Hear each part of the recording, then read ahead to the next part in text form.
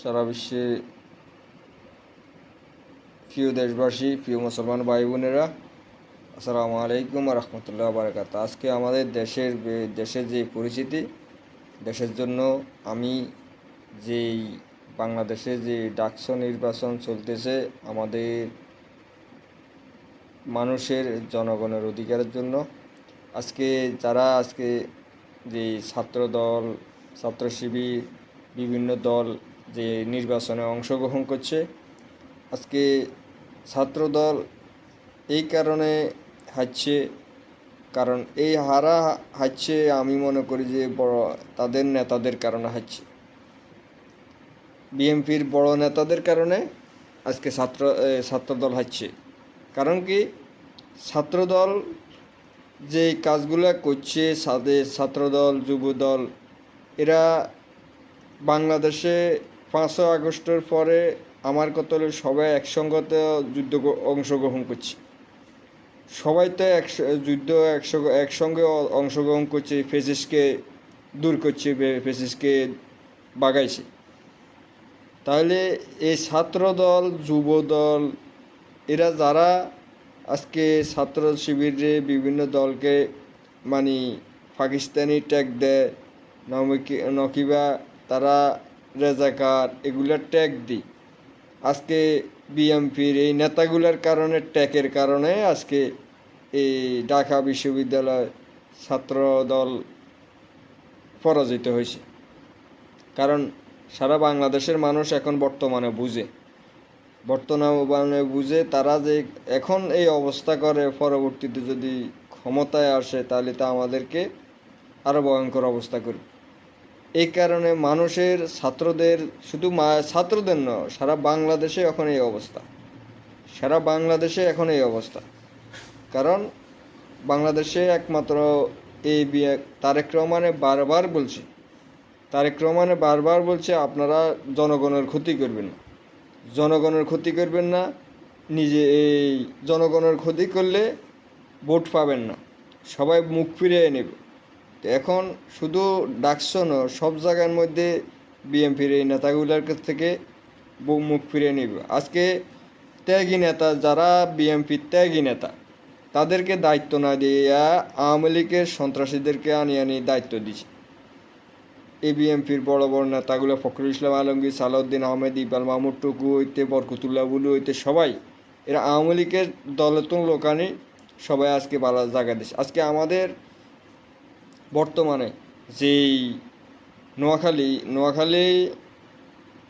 যে বেগমগঞ্জ, নোয়াখালীর ভিতরে এই একটা লোক এই যে কথাটা বলছে, এই কেন্দ্রীয় নেতারা আমাকে গ্রেপ্তার করা দিয়েছে, সেনাবাহিনীতে ধরা গেছে, আমার দলের লোকাল নেতারা আমাকে ধরা গেছে টিটু।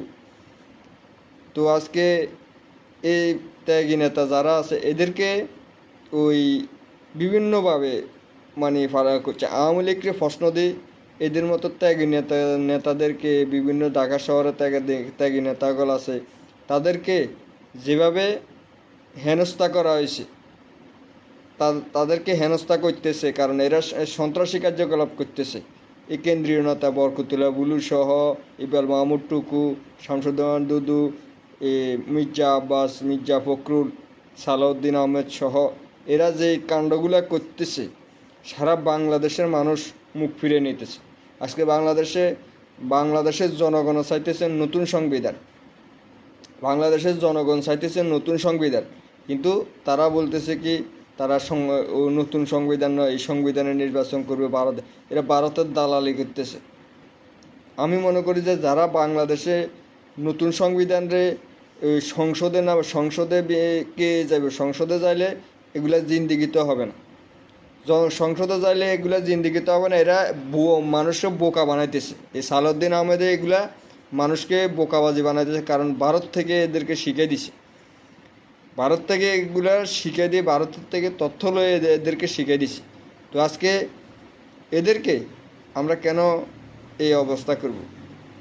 তাদের কথা কেন শুনবো? আমি বাংলাদেশের জনগণকে বলবো, সবাই মিলে একসাথে এক কাতারে থাকবেন, এক কাতারে থাকে এগুলো প্রতিহত করতে আমাদের নতুন সংবিধান তৈরি করতে হবে। আবার আমাদের ছাত্ররা যে রক্ত দিছে, এই রক্তের বিচার এখনও হয় না। তারা নির্বাচন লই বিদেশে হয়ে গেছে। 100বার এই সংবিধান তৈরি করতে 100বার এই ছাত্রদের বিচার করতে হইতো, কিন্তু বিএনপির এই নেতাগুলা করতে দেয় না। বিএনপির এই নেতাগুলা বিভিন্ন রাষ্ট্রের কোনো উন্নতি করতে দেয় না। রাষ্ট্রের কোনো বাণিজ্য, সব বাণিজ্য বন্ধ করে দিছে। বিভিন্ন জায়গাত আন্দোলন করে, বিভিন্ন জায়গাত প্রভাব খাটায়, সব জায়গার মধ্যে বন্ধ করে দিছে। আজকে সব জায়গার থেকে এই নেতাগুলা, বিএনপির এই নেতাগুলা, বাংলাদেশে 7-8টা নেতা সারা বাংলাদেশে বিএনপির কর্মীদেরকেও বিপদে হালাইছে, বিএনপির দলকেও বিপদে হালাইছে, বিএনপির জনগণরাও বিপদে হালাইছে। আজকে তাদের থেকে মুখ ফিরে না এই কারণে জনগণ মুখ ফিরে নিতেছে। আর তারা বলতেছে এ ভোট কাষ্ট কী হয়েছে। আর আমাদের কাছে তো তথ্য আছে। এই ভারত থেকে নির্দেশ দেওয়া হয়েছে যে কোনোভাবে হোক এসব এই জাতীয় নির্বাচন সহ এই বর্তমানে ডাকসু নির্বাচন সহ এগুলা বন্ধ করে রাখার জন্য।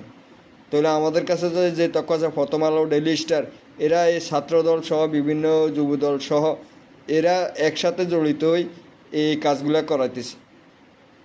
তো এগুলা করাইতেছে উদ্দেশ্য হইল আমাদের দেশকে অস্থিরতা করার জন্য, আমাদেরকে অস্থিরতা। আজকে যে জাহাঙ্গীরনগর বিশ্ববিদ্যালয়, যে ছাত্রদল নেতা এই ভোটের আগের দিন যাই তাদের অফিসেদের বিসির সাথে বৈঠক করে, বিসির সাথে কথাবার্তা করে। কী জন্য গেছে? তারা সাবেক ছাত্রদল, তাদের অধিকার কি এখানে যাওয়া? ছাত্ররা ছাত্রদের ভোট দিবে, আর রাজনৈতিক নেতাদের এখানে কি? সারা বিশ্বে আমরা আমেরিকাতে বিভিন্ন রাষ্ট্র হইতে আমরা দেখি ছাত্ররা কোনো রাজনৈতিক দল এখানে মাথা ঘামাইতে পারে না। আর বাংলাদেশে রাজনৈতিক দলরা রাজনৈতিক দলরা প্রভাব খাটাতে চায়। বাংলাদেশে এইসব প্রভাব বাংলাদেশে আর খাটবে না। বাংলাদেশের জনগণ এখন সতর্ক। জনগণ একবার দুইবার সুযোগ দিব, 3বারের টাইমে মার দিব। এটা হলে সাবধান। এখনও সতর্ক হয়েছে। আমরা বারবার বিএনপিকে সতর্ক করছি, জনগণের ভোট পাইতে হলে জনগণের কাছে যাইতে হবে, সন্ত্রাসী চাঁদাবাজি বন্ধ করতে হবে, জুলুমবাজি বন্ধ করতে হবে, জায়গা দখল বন্ধ করতে হবে, ব্যবসা বাণিজ্য দখল বন্ধ করতে হবে। কিন্তু তারা করে নাই। আজকে আমি বলছি যে তাই এই যে জামাতের লোকেরা বলতেছে ব্যাংক দখল করছে, এই সাই দখল করছে, দেখেছে এই ব্যাংকগুলো তো তারাই আগে আওয়ামী লীগের আগে গঠন করছে। এই ব্যাংকগুলা, বিভিন্ন জায়গার যে প্রতিষ্ঠানগুলা, এগুলা তো তাদেরটা জামাতের টাকা দিয়ে জামাতে তৈরি করছে। যখন আওয়ামী লীগে জোর করে এগুলা ক্ষমতা নিয়ে গেছে, তখন তো তাদের কোনো কিছু নেই, তাদের সব নিঃস্ব হয়ে গেছে। যখন আওয়ামী লীগ চলে গেছে, তাদেরগুলা দখল করছে। আর বিভিন্ন মানুষে আজকে বলতেছে তারা নাকি চাঁদাবাজি, এটা বলে তাদের চাঁদাবাজি। এটা চাঁদাবাজি না, নিজের পকেটের পয়সা দিই, নিজের পকেটে লইছে, আবার এটা চাঁদাবাজি হয়েছে। তো এটা বাংলাদেশের জনগণও বুঝে। এটা বিএনপির নেতারা যতই কইব, এটা মানুষে বিশ্বাস করবে না। কারণ আমরা জনগণ এখন বাংলাদেশে জনগণ সচেতন। এটা হইলো আমাদের কথা। তো বাংলাদেশে এখনও সময় আছে। বাংলাদেশে চোর বাটপার এই মেজাকের টেকনিক না লাগাই সবগুলো মিলিমিশি চলি, নির্বাচনটা সুস্থভাবে করে তোরাও বাস, সবাই বাঁচক। হুদা বিএনপির সব মুখ ফিরিয়ে নিব, এটা জনগণে ফিরিয়ে নিব। তো এখনও সময় আছে। আগে জাতীয় নির্বাচনে কেউ ক্ষমতা দখলের চিন্তা করবে না, হেলে কারো ফিরের সামলা থাকবে না। যত বড় নেতা হোক, ফিরের সামলা কিন্তু কারো থাকবে না। এটা মনে রাখবে। সাবধান, এখনও সময় আছে, এখনও ভালো হয়ে যাও, এখনও মিলিমিশি চলো। একজনের বিরুদ্ধে একজনও গীবত গাইও না। কেউ কারো করে পাকিস্তানি বলিও, কেউ কারো করে ইন্ডিয়ানি বলিও না। সবাই মিলেমিশে চলি, রাজনীতিকটা বাংলাদেশে এগিয়ে নিয়ে যাও। এটা হলো আমাদের কথা। আমাদের দেশ শক্তিশালী করতে হবে। আমাদেরকে দেশে পারমাণবিক অস্ত্র বানাইতে হবে, আমাদেরকে মিসাইল বানাইতে হবে, আমাদের দেশ রক্ষার জন্য আকাশ প্রতিরক্ষা বাহিনী তৈরি করতে হবে। এরকম চুরি ডাকাতির দেশ আমরা বাংলাদেশে চাই না। আমাদের জনগণের অধিকার, জনগণের বেতন দিতে হবে সরকার থেকে। এটা হলো আমাদের আহ্বান। প্রিয় দেশবাসী, সবার প্রতি আহ্বান, সবাই একসাথে এক কাতারে থাকবেন।